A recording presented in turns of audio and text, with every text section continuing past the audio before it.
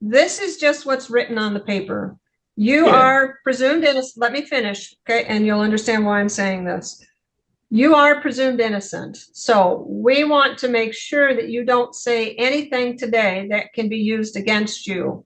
So when you get to talk with your attorney in private, that's when you're going to want to talk about what happened or didn't happen. I can only tell you what the charge is and the penalty is, and then you'll talk to your attorney and they will help you prepare a defense against the charge. Does that make sense? I'm 29 years old. I understand. Like, you know what I mean? Buckle up, guys. Today we're diving into one of the wildest courtroom moments you'll ever see. Right from the start, the tone is set, a bizarre mix of confidence and confusion as the defendant tries to act smarter than the system. The judge's subtle laugh says it all. You can feel the tension building, knowing this is just the calm before the storm that's about to erupt in this courtroom.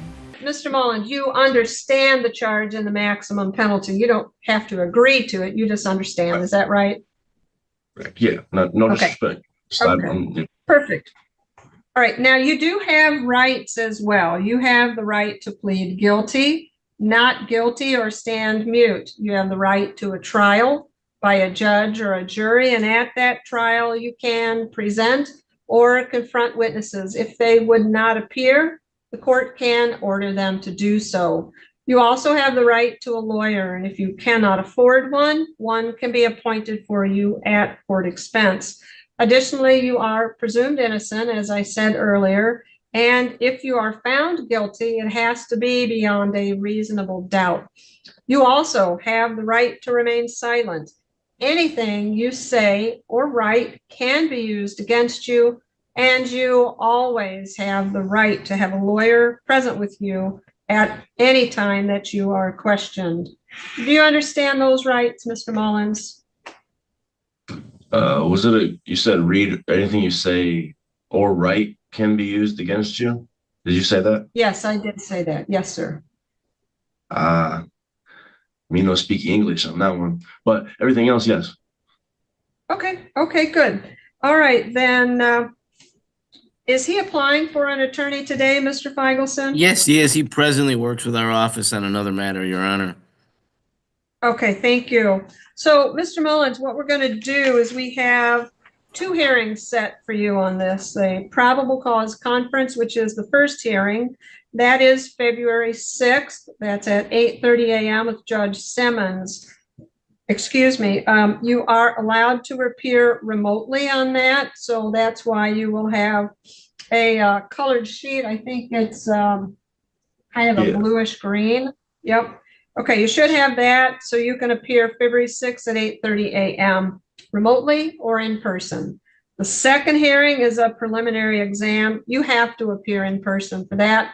That's on the 6th floor of City Hall, Courtroom 4. And that's February 13th at 8:30 a.m., also with Judge Simmons. So you've got the notice and the Zoom instructions, correct? Yes. Good. Okay. Now, is there anything I've told you so far that you do not understand? All right, guys. Here's where things start getting awkward. The judge simply asks for the man's name, but instead of a straight answer, we get a cryptic response about being a trustee. This moment perfectly captures the sovereign citizen mindset, where basic identification turns into a philosophical debate. You can already sense the judge's patience wearing thin, and it's only the beginning. I mean, we'll settle through that. So I would like to just voice that. Other than We that, could no just disrespect. move Yes. forward, sir. Appreciate the... Correct. Yeah. You'll talk about that with your attorney. Absolutely. Okay. So, Mr. Mullins, I'm going to stop the live stream so that I can protect your. That he be given a low PR bond or a low cash and surety bond, Your Honor. Thank you. If it's All any right, money, thank you. I can't afford it. Let's just say that. I ain't got nothing, and y'all ain't give me any tools to get a job since I've been released from your guys' care. Now, I don't really know what's going on with my support system, but it's This is down my relationship turn with to my talk, family. Mr. Mullins. Metaphor. Okay, you don't want to talk about that because, like I said, you're gonna you might say something that can be used against you. So the court's going to look at two things, Mr. Mullins. I'm going to look at whether or not you're a flight risk, and whether or not you are a danger to the public. In regards to that, I'm going to look at your criminal history. I'm going to look at the allegations. I'm going to look at your ties to the community, your employment status. You live with your parents. I look at all of those to determine two things. I do have a concern for the safety of the public. On the matter that I arraigned you on first, the arson, you are presumed innocent, but as I look at the allegations, it presents a concern to the court for the safety of you and any other individuals that reside in that location. I understand that would be money. that would be your parents. 1995. Okay, Trust me. this is my turn, sir. Okay, so based on that, I'm not going to grant you a PR bond because I don't find that that is sufficient to ensure your appearance as well as protect the public, as specifically here your parents. The court is going to set a cash surety bond on this of $10,000. And here it is, the judge's breaking point. After hearing endless nonsense, he fires back with biting sarcasm, calling out the absurdity in no uncertain terms. The courtroom laughs, the tension spikes, and the judge ends the confusion once and for all by entering a not guilty plea and setting the bond. It's that perfect mix of comedy and authority that only a fed-up judge can deliver. To one count of assault, a first-degree misdemeanor. In that case, on January 17th, 2025, this case is set for a first pretrial conference. 25 CRB 9, Mr. Corbin pled not guilty to one count of cruelty to companion animals, also a first-degree misdemeanor on January 17th, 2025. 24 TRD 1, Mr. Corbin pled guilty to one count of no operator's license and not guilty to one count of expired plates, each of which are minor misdemeanor, and these cases are set, or this case is set for a pretrial conference and sentencing today. Those pleas were also entered on January 17th, 2025. There is a new case. The defendant was charged with and given a citation, an officer citation. And so this case, which is technically scheduled for tomorrow for an initial appearance hearing, we thought we would address this case today. In 25 CRB 23, Mr. Corbin was given a citation charging him with disorderly conduct, a minor misdemeanor. Mr. Corbin, did you receive a copy of that officer's citation, which was issued on January 18th, 2025? Mr. Corbin is present. He's accompanied by Attorney Philip Heasley. Also present is Law Director John Lewis.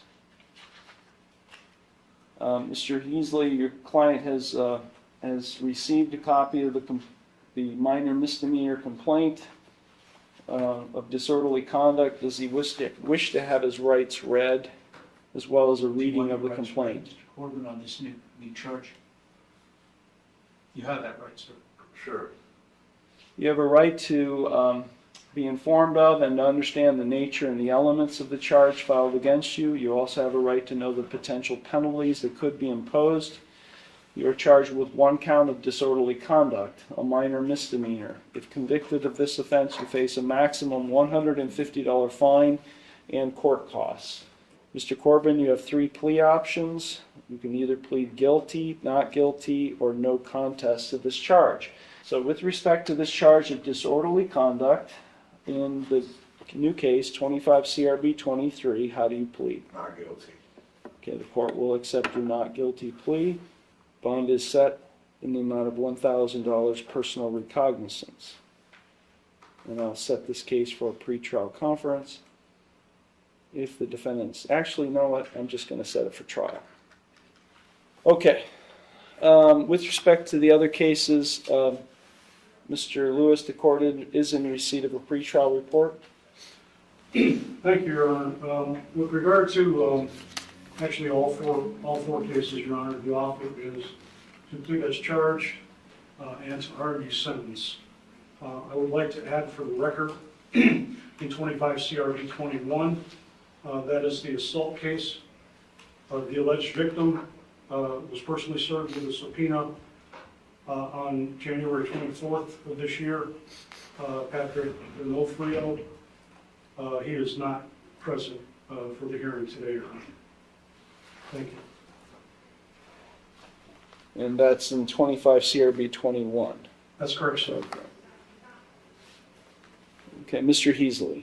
Thank you, Your Honor. I should mention that we did try to contact Mr. Corbin, who of course is here, prior to today's hearing and could not get through on the phone. That when he encountered me today, he made it very clear that he wished other counsel, Your Honor. So I have not had an opportunity as of now to talk about him regarding these cases, these 4 cases on which we are appointed. He has expressed his desire for other. This part exposes the heart of the defendant's delusion. He objects, citing made-up legal theories like corpus delicti, as if he's uncovered some secret loophole. But the judge isn't playing games. He swiftly denies the motion, making it clear this courtroom runs on law, not internet fiction. The exchange shows how quickly self-proclaimed sovereign logic collapses under real legal scrutiny. Okay.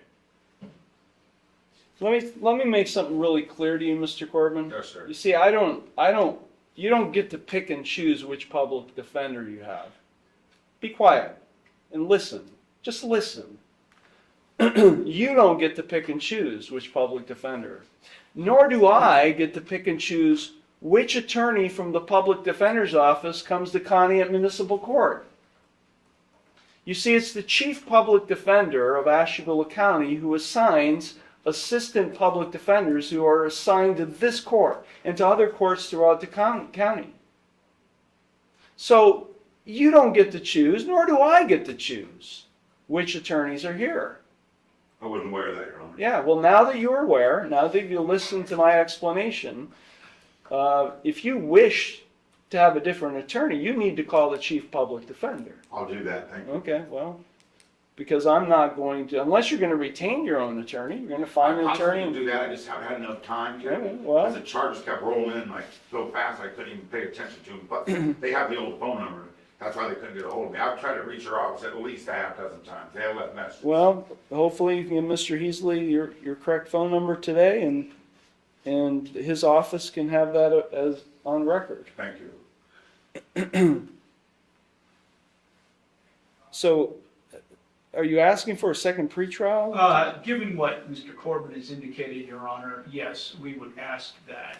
And if Mr. Corbin does retain counsel, which, may very well happen, then another attorney will certainly enter a notice of appearance in these cases. Yes, sir. Thank you. Okay, I'll set these cases, and when I say these cases, I'll set 25 CRB 21, 25 CRB 9, and 25 TRD 1 for a second pretrial conference and sentencing hearing. I'll probably go ahead and set the new case, 25 CRB 23, for a trial to the court on that same date and time. Bond as continued will be previously set. As previously set, will continue. You have a question for the court, Mr. Corbin? Yes, Your Honor. So if I retain my own counsel, which I'm in the middle of. Now the scene gets tense. The defendant stands mute, refusing to cooperate, while the judge moves forward anyway, entering pleas and setting trial dates. Every second shows the contrast between authority and defiance. The defendant's stubborn silence is his only weapon, but it's useless against a judge who refuses to be thrown off balance. This is the moment where the illusion of control truly shatters. Sorry for wasting your time on all this. So it'll come out in the You're end. not wasting my time. Now, Mr. Corbin, you brought to the courthouse today a dog. That's my emotional support animal. Okay, well, the emotional support animal you brought is the alleged, it's the same dog, I understand, that you allegedly abused. Exactly, which I in did. case number 25 CRB 9. I understand that's your defense, and that's okay. Okay. But that would be like in a domestic violence case, the person charged with domestic violence bringing with them the victim to court. I didn't mean to, he just always hangs out with me, sir. Well, I'm sorry, Mr. Corbin, that's just not the way things work. Right. If he's my most support animal from the Marine Corps, am I allowed not to have him anywhere in the United States? I'm not saying that, Mr. Okay. Corbin. I'm talking about. Here we see Eric Martin in peak delusion. His attorney moves to withdraw, citing complete communication failure. Martin instantly lashes out, accusing his lawyer of incompetence. But Judge Slavin isn't having any of it. In one of the most satisfying shutdowns you'll see, the judge puts Martin firmly in his place, reminding him that this is a courtroom, not It's going to be addressed today as well. Perfect. So What's it for? I'm curious. I have no idea. There's a warrant for your arrest, and they want you. So In you're Ashtabula County? in Ashtabula Municipal Court. Right. It's for the 2 charges that I already served for vandalism 3 years ago. Well, they'll So I have gotta go to. to jail. Yeah, they'll have to Let's address go it. to jail. Okay. I knew that was coming. So it's old cases, so. You guys will take care of my dog, right? I knew you were gonna fucking do this. I'll take care of it. Fine. didn't I have knew this, I know that, thank you. I knew it was gonna happen though, because they're old warrants. As the judge ends the hearing, we get a rare glimpse of relief. The tension breaks with dry humor as the court wraps up Martin's nonsense and moves forward. The narrator's tone adds weight. Finally, some justice served against someone who's wasted everyone's time. But just when you think it's over, the story shifts to another courtroom where yet another sovereign citizen prepares to test his luck.